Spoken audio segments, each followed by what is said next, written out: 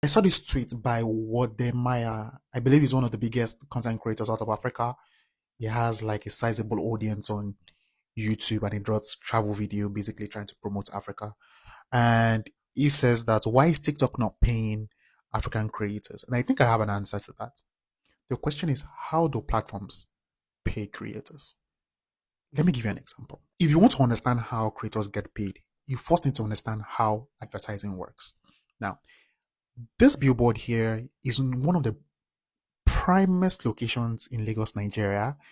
It's attached to the longest bridge in West Africa, which is a Third Mainland Bridge. So once you're getting down, you would see this billboard and you see probably a Coke advert or any other brand that chooses to use this billboard. If I'm going to make a rough estimate based on my past traditional advertising experience, this billboard goes for around 12 million naira per annum. That's basically around $6,000 per annum. And this billboard and Lagos itself is the biggest and most expensive advertisement market in that region.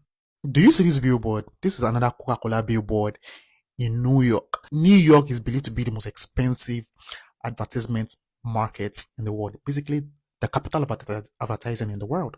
How much does a billboard cost? Is here 4,500 per month, maybe for a 8 by 12 digital billboard in Times Square.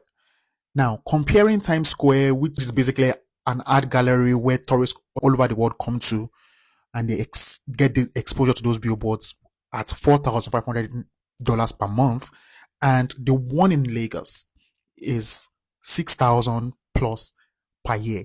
I think you're beginning to get the point here.